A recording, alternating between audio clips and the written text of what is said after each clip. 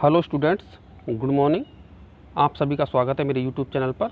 और आज की क्लास में हम बात कर रहे हैं इकोनॉमिक बॉटनी के टॉपिक चावल के बारे में। आइए शुरू करते हैं। सबसे पहले हम ये देखते हैं कि जो चावल फसल है वो इस विश्व में प्रमुख रूप से उगाई जाने वाली फसलों में है और साथ ही साथ सर्वाधिक खाद्यान्न के तौर पर इस्तेमाल की जाने वाली फसल भी है। तो चावल जो है उसका बॉटनिकल नेम ओराइजा सैटाइवा होता है और यह पादप जो है वो पोएसी कुल का मेंबर है। पोएसी कुल में जैसा कि हम जानते हैं गेहूं को भी रखा गया है, तो ये जो है वो घास कुलीय जो घास वाले जो पादप हैं उन सभी को पोएसी कुल में रखा गया है। अब सबसे पहले बात करेंगे हम यहाँ पर राइस या चावल की उत्पत्ति और इसके इतिहास की। तो चावल की जो हम अगर उत्पत्ति के बारे में देखें तो चावल जो है वो एशिया मूल का पादप है, अर्थात इसकी जो उत्पत्ति हुई है वो एशिया में हुई है। जैसा कि आप देख सकते हैं कि चावल का जो ग्राम्यन है या डोमेस्टिकेशन जो है वो एशिया में हुआ है। डोमेस्टिकेशन से तात्पर्य होता है कि जहाँ पर जंगली पादपों को सर्वप्रथम लोगों के द्वारा कृषित किया जाने लगा, यह प्रक्रिया जो है वो डोमेस्टिकेशन कहलाती है। तो एशिया महाद्वीप और एशिया में भी अगर हम बात करें तो भारत, चीन, बर्मा ये ऐसे देश रहे हैं जहाँ पर चावल की जो है उत्पत्ति मानी गई है और यहाँ पर चावल को लंबे समय से कृषित किया जा रहा है। यहाँ पर इसकी जो है प्राचीन समय से खेती की जा रही है। अगर हम डी कैंडोली के अनुसार देखें तो डी कैंडोली जो है उन्होंने भी यही कहा है कि चावल जो है वो भारत का मूल निवासी है। अर्थात डी कैंडोली ने जो उत्पत्ति मानी है चावल की वो भारत से मानी है, क्योंकि भारतीय चावल की किस्मों में अनेक प्रभावी जीन पाए जाते हैं और साथ ही साथ भारत में चावल की किस्में भी बहुत ज़्यादा पाई जाती हैं। तो उन्होंने इस आधार पर ये कहा है कि यहीं पर चावल के पूर्वज पाए जाते थे, तो इसीलिए उन्होंने भारत से चावल की उत्पत्ति को माना है। पुरातात्विक अध्ययनों में प्राप्त अगर हम चावल के अवशेषों पर बात करें तो ये भी जो है ये प्रमाणित करते हैं कि इस क्षेत्र में एशिया रीजन में चावल की खेती जो है वो लगभग 2300 ईसा पूर्व समय से की जा रही है। यहाँ पर जो है हम बात करें चावल की किस्मों की तो दो किस्में जो हैं चावल की वो पूरे विश्व में कृषित की जाती है, जिनकी खेती की जाती है। उनमें से एक तो है एशियाई स्पीसीज जिसका नाम है ओराइजा सैटाइवा और दूसरी जो है वो है अफ्रीकी जाति जिसका नाम है ओराइजा ग्लेबिरिमा। ये दोनों ही जातियों की उत्पत्ति एक ही पादप जाति ओराइजा पेरेनिस से मानी जाती है। भारत में चावल एक बड़े भूभाग पर जो है उत्पादित किया जाता है। तत्पश्चात भारत से ही जो है चावल का प्रसार जो है अलग अलग देशों को हुआ था, जिनमें ईरान, इराक, जापान, इजिप्ट आदि देश सम्मिलित हैं। 300 ईस्वी में चावल को भारत से यूरोप ले जाया गया सिकंदर के द्वारा, जहां ये 7वीं सदी से इसकी जो है खेती की जा रही है और 15वीं शताब्दी में ये जो है स्पेन व इटली, 16वीं शताब्दी में यूएसए में जो है चावल कृषित किया जाने लगा है। अर्थात हम कह सकते हैं कि जो नवीन वर्ल्ड है उस नवीन वर्ल्ड में इसकी जो खेती है, नूतन विश्व में इसकी खेती बहुत बाद से प्रारंभ हुई है। पहले इसकी खेती प्राचीन वर्ल्ड से में जो है पहले से ही की जा रही है। ऑस्ट्रेलिया में अगर देखें तो इसकी खेती जो है सन 1925 ईस्वी से प्रारंभ हुई है। तो ऑस्ट्रेलिया एक ऐसा महाद्वीप है जहाँ पर इसकी खेती जो है सबसे बाद में किए जाना जो है वो शुरू हुआ है। कुछ वैज्ञानिक ओराइजा ग्लेबिरिमा जो कि एक अफ्रीकी जाति है उसके आधार पर ये कहते हैं कि चावल की उत्पत्ति अफ्रीका से हुई है, लेकिन यह निर्विवादित रूप से सत्य है और वैज्ञानिकों द्वारा प्रमाणित है कि चावल जो है वो भारतीय उत्पत्ति का पादप है, अर्थात एशिया महाद्वीप में जो है इसकी उत्पत्ति हुई है। और एशिया में भी भारत, चीन या इंडो चाइना ऐसे क्षेत्र माने गए हैं जहाँ से इसकी उत्पत्ति मानी गई है। उत्पत्ति और इतिहास के बाद में हम बात करेंगे चावल उत्पादन क्षेत्रों की।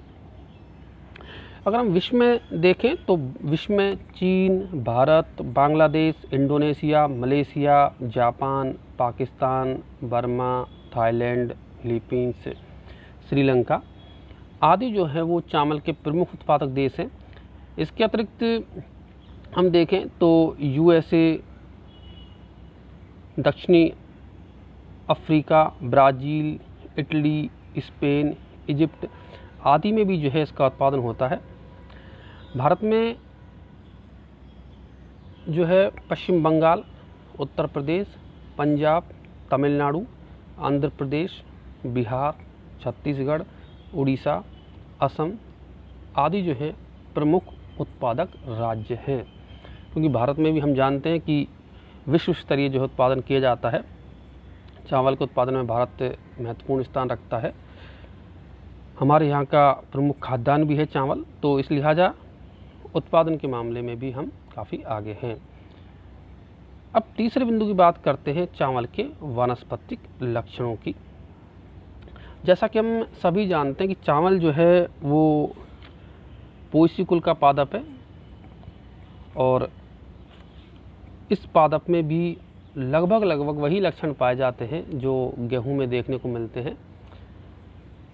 वानस्पतिक लक्षण की बात करें तो चावल का जो पादप है वो अर्धजलीय पादप है। अर्धजलीय मतलब जल की बहुत ज़्यादा आवश्यकता इसको रहती है, इसीलिए खेतों में जो है वो पानी भरकर रखा जाता है। पादप की जो ऊंचाई रहती है वो 60 से 150 सेंटीमीटर रहती है। साथ ही साथ यह पादप 1 वर्षीय होता है और अल्पजीवी पादप होता है। लगभग 5 से 6 महीने में ये अपना जीवन काल पूरा कर लेता है। पादप में अगर तने की बात की जाए तो जो तना है इसका वो कल्म कहलाता है और ये तना पर्व और पर्व संधियों में विभेदित रहता है। तने के निचले वाले ज़मीन वाले भाग पे जो है पादप में बहुत सारे तने निकलते हैं, जिसके फलस्वरूप एक तरीके से हम कह सकते हैं कि गुच्छ का निर्माण हो जाता है। तलसाकन बहुत ज़्यादा होता है नीचे से, तो इसलिए गुच्छ या टफ्ट का निर्माण जो है इसमें हो जाएगा, गुच्छा सा जो है बन जाएगा। इसके जो पर्व होते हैं वो खोखले होते हैं और इन खोखले पर्व पर बीच बीच में पर्व संधियाँ पाई जाती हैं और इस पर्व संधियों पर जो है विभज्योतक, अंतर्वेशी विभज्योतक जो है वो पाया जाता है। इनकी जड़ की बात करें तो जड़ें जो हैं इसमें अपस्थानिक होंगी और रेशेदार होंगी। पत्तियां वही एक बीजपत्री पर्ण की तरह चपटी होती हैं, रेखीय होती हैं, समद्विपार्श्व होती हैं। पत्तियां लंबी होती हैं। लंबाई इन पत्तियों की लगभग 30 से लेकर के 50 सेंटीमीटर तक होती है और प्रत्येक जो पर्ण है वो पर्ण आच्छद, पर्ण फलक, लिग्यूल और ऑरिकल में विभेदित होती है। साथ ही साथ जो पर्ण का आधारी हिस्सा है वो तने को घेरे रहता है गोल रूप में। पत्तियां का अगर विन्यास की बात करें तो पत्तियां एकांतर विन्यासित होती हैं, अर्थात एक तरफ एक साइड से निकलती है तो दूसरी पर्ण जो है वो दूसरे साइड से निकलती है। साथ ही साथ प्रत्येक पर्ण में जो है, जैसा कि आपको पहले बता दिया कि पर्ण आच्छद, पर्ण फलक, लिग्यूल्स और ऑरिकल में डिवाइडेशन पाया जाता है। अब बात कर लेते हैं पुष्पक्रम की। तो इस पादप में पुष्पक्रम देखने को मिलता है पेनिकल, जो कि स्पाइक से बना हुआ होता है और यह पेनिकल जो पुष्पक्रम है वो पादप के शीर्ष भाग पर लगता है। इस पादप में जो पुष्प हैं वो लेमा और पैलिया नामक जो झिल्लीनुमा संरचनाएं होती हैं उसके द्वारा घिरे रहते हैं, उसमें बंद रहते हैं। और पुष्प जो हैं वो द्विलिंगी होते हैं, उसमें 6 पुंकेसर पाए जाते हैं जो कि 2 चक्रों में व्यवस्थित होते हैं। इनमें से एक चक्र जो है वो अंदर होता है और दूसरा पुंकेसर चक्र वो बाहर होता है। पुष्प के अंदर जो है इसके एक अंडक पाया जाएगा। तो इस तरीके से जो है ये इनके पुष्प की बात हुई। अब दाने की बात करें तो दाना जो है अगर उसके ऊपर आवरण चढ़ा हुआ है, भूसा सहित जो दाना है उसको हम पैडी या धान कहते हैं। और इनका जो फल है जिसको हम दाना भी कह रहे हैं वो कैरियोप्सिस फल होता है, गेहूं की तरह ही एक बीजीय होता है जो सफ़ेद या हल्के पीले रंग का होता है। इसमें बड़े आकार का एंडोस्पर्म या भ्रूण पोष पाया जाता है। साथ ही साथ एल्यूरोन परत भी इसके ऊपर पाई जाती है। अगर हम इसका चावल के दाने का संगठन देखें तो इसमें 78% जो है वो मात्रा स्टार्च की होती है, 7.5% प्रोटीन होता है तथा अल्प मात्रा में वसा तथा विटामिन होते हैं। स्टूडेंट्स, जैसा कि आप देख पा रहे हैं इस डायग्राम को, इस डायग्राम जो है वो चावल के पौधे का है। इसमें आप देख सकते हैं कि ये जो है रूट दिखाई दे रहे हैं आपको, जड़ हैं, ये पादप की लीव्स हैं और ये जो है वो खोखला तना दिख रहा है आपको। और साथ ही साथ ये जो है वो पादप का पुष्पक्रम है जिसको हम कहते हैं पेनिकल। अब नेक्स्ट टॉपिक पे आते हैं कि इस फसल की खेती के लिए किस प्रकार की जलवायु और मृदा की जो है आवश्यकता होती है।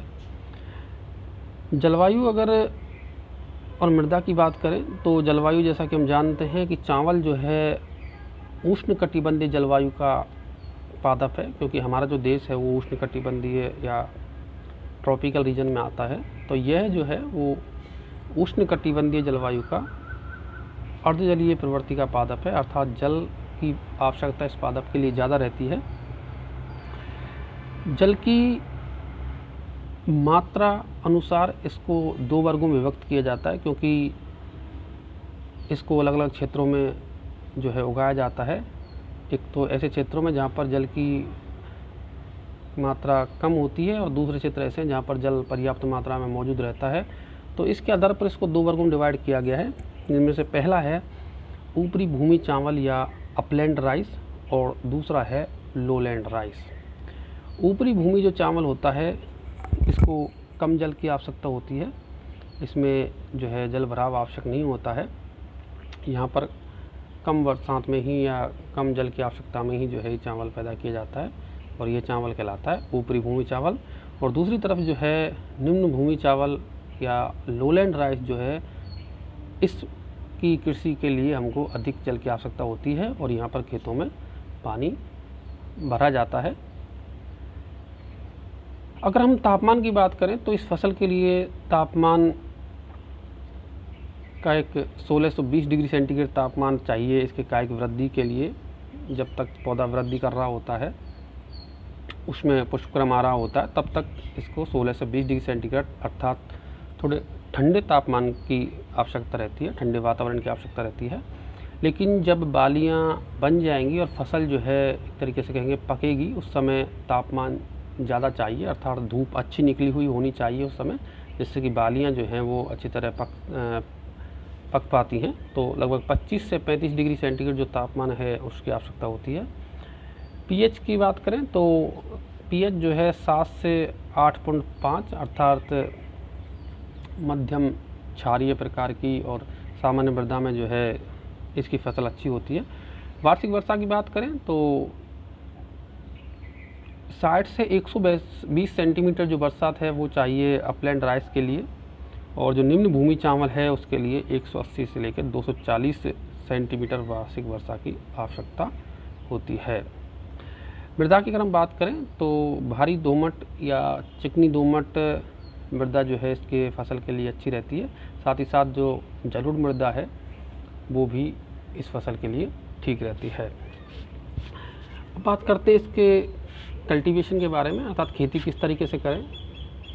चावल की खेती के लिए सबसे पहले तो जो है खेत को तैयार किया जाता है, और खेत को तैयार करने के लिए खेत में 2 से 3 बार उसको जोता जाता है, और जोतने के पश्चात उसको जो है समतल किया जाता है, और समतल करने के पश्चात इसमें पानी भर दिया जाता है। उसके पश्चात जो है चावल की बुवाई की जाती है। अब चूँकि बुवाई जो है वो अलग अलग क्षेत्रों में अलग अलग समय पर की जाती है और इसी आधार पर जो है पकने के पश्चात इसको अलग अलग समय पर काटा जाता है। और इसी आधार पर अगर हम देखें तो चावल की जो है 3 भागों में या 3 वर्गों में हम बांट सकते हैं। इनमें से पहला है शीतकालीन चावल या विंटर राइस। विंटर राइस जो है उसे जून जुलाई में बोया जाता है और नवंबर से दिसंबर में जो है इसकी कटाई की जाती है।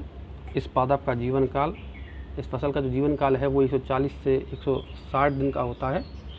और ये फसल जो है हमारे देश के जो लोलैंड एरियाज हैं उनमें की जाती है, जहाँ पर पानी की अच्छी मात्रा मौजूद है, जैसे कि पश्चिम बंगाल में, ओडिशा में, और इन जो क्षेत्र हैं उनमें जो है ये शीतकाल में काट लिया जाता है।